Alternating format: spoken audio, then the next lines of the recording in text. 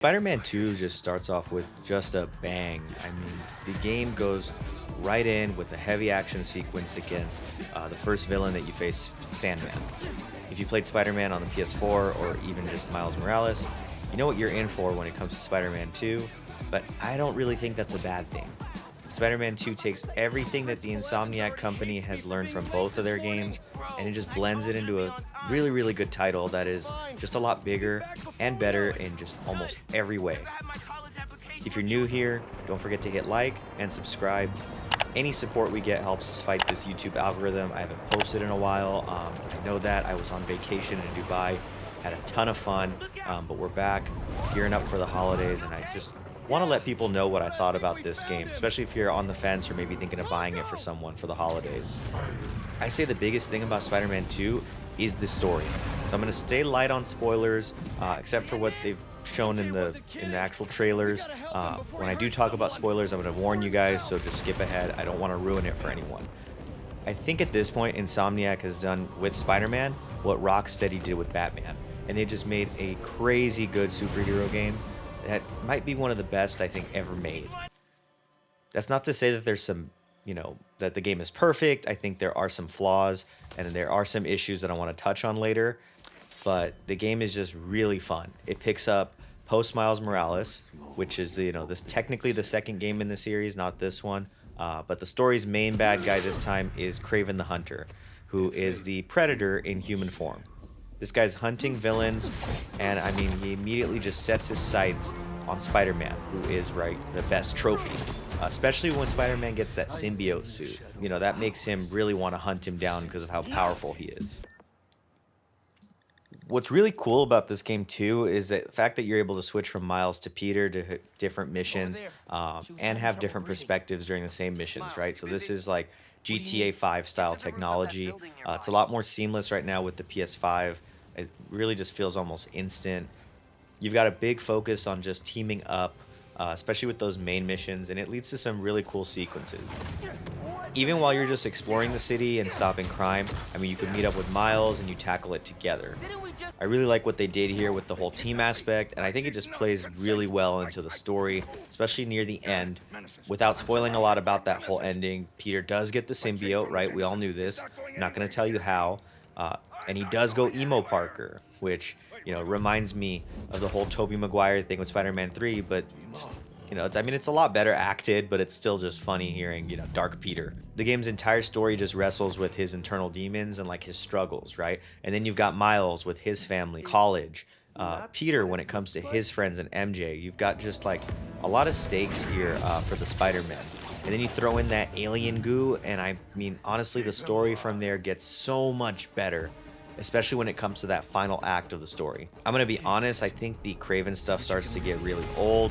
But again, at the end, when the real villain, Venom, is showed, the game just really picks up steam, and it just makes it to where it's really just hard to put down.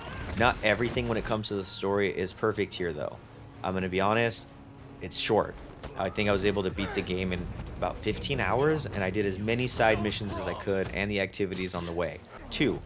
The end, I think, just wraps up really fast. I was like, there's no way they're finishing this game up right now, and, there's too much going on.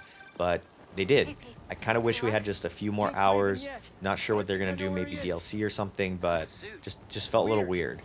And the third issue, you've got carnival missions and these like outside of, having a suit missions, Miles's rock show thing that's kind of like a Guitar Hero. All of the MJ missions, these all just like bring the game to a slow halt, right? You're Spider-Man, you're having fun, you're swinging around, you're beating up enemies, and all of a sudden, you're stealthing around with this like taser gun sent from God, just destroying people with one hit that were taking 8 to 12 punches for you to even just take down, with superpowers. I'm not going to be a neckbeard and complain about what they did to MJ's face. Who the fuck cares? But I think the MJ missions and a lot of those Peter no suit missions, I feel like they just really mess up all the steam they build in the game, right? I think it's not fun. Not sure. I mean, I guess they want to humanize or just give us a different perspective, but I would just prefer a freaking cutscene. I really don't need to sit there and play through these aspects and just be less Spider-Man, right? And again, she's super overpowered. And at the end, when it comes to the whole symbiote issue, it gets really, really ridiculous. You'll have to see it for yourself, but it was just really at the end, just unbelievable. Overall, when it comes to story, though, the game does a great job of putting you in the shoes of both Spider-Man, especially with the side missions that they've added outside of the game. And I mean, when it comes to story, when it comes to what's at stake here, I think Venom just ups the ante and just makes the game even better. The gameplay is it's almost identical to anyone that's played the previous games. Swinging around feels really good and exhilarating. Combat is like the Arkham series, but there's less focus on gadgets here. I think the combat was really fun in the game. Both Spider-Man fight in like this really cool different style. They've got different abilities and even gadgets that you unlock. Just add these really cool ways to just string combos together.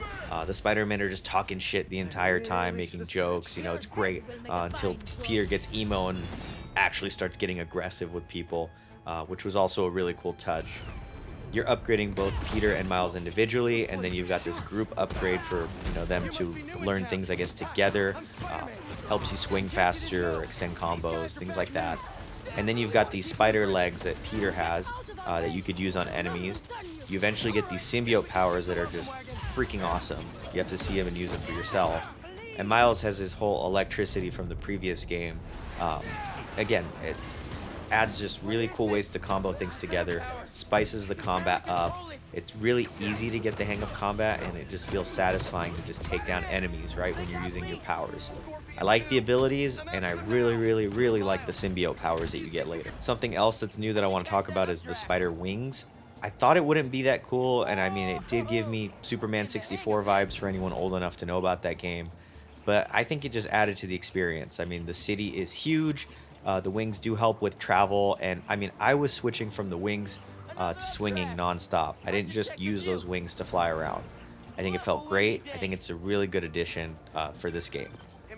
Speaking of the city, though, it is bigger, but unfortunately, I think the worst part about the city is that if you've played the previous games, you've got the same activities just reskinned.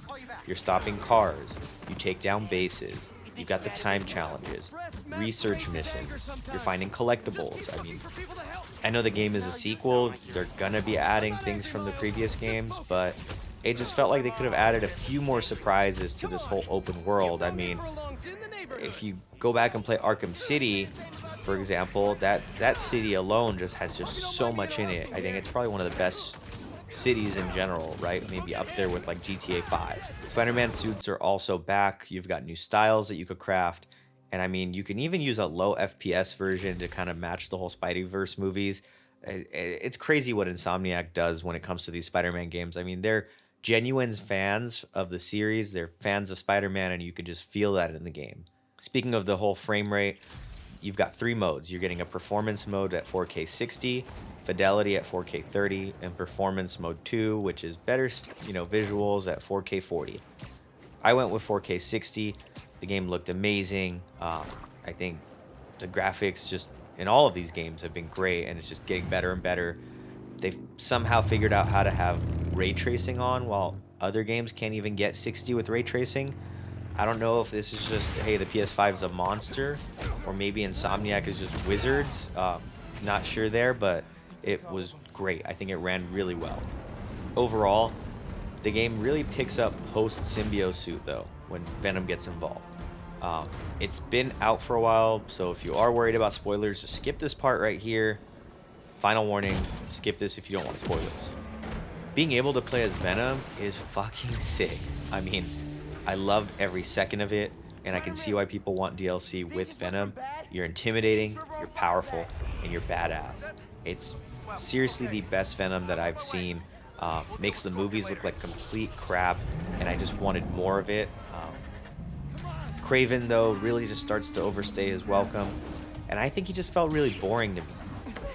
The whole time you're kind of just waiting for Venom, and the whole New York City Predator that's hunting down villains, he just doesn't feel that intimidating to me or a problem. More like he just felt like a nuisance.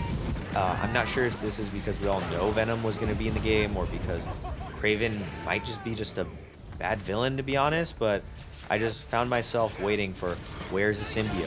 When does Peter get that? Okay, well, how does he lose it? What happens there? How does, Venom come into play? Insomniac does a really cool twist on the whole symbiote story. I thought it was really cool, and the way they played into it, you kind of see it coming, you know what's happening, maybe right in the beginning, but still think it's a cool twist. Overall, this game is a blast, and I mean, again, I think it's probably the best one for me out of all the Spider-Man games that have come out. I like so much of my time with it. I mean, I wish it was just a little longer. I said it earlier, and I'm going to say it again, the game wraps up really fast in that last act, but the last act is where the game is really just the most fun. I hated how, some of the missions lose steam, because I want to be Spider-Man in my Spider-Man game. I don't want to be anyone else. I don't want to sit in line at a carnival or shoot a basketball. But when it comes to the gameplay, combat, the city, the story, Spider-Man 2 I think is the best, and I would say up there with the Arkham series as probably one of the top superhero games ever made. My score for Spider-Man 2 is a 9 out of 10. I'm excited for the next one, and I really just can't wait to see what they come up with after this, because they do hint at some really cool new villains in the end. If you like the video, don't forget to hit like, hit the subscribe button, help us fight the algorithm. I'm going to be cranking out, I think, just one more review if I can. And I do want to get a top list out for everyone. The year has been insane. There's just way too many good games. I am going to be ranking them and giving everyone my game of the year soon. So keep a lookout for that video, and I'll see you all in the next one. Later.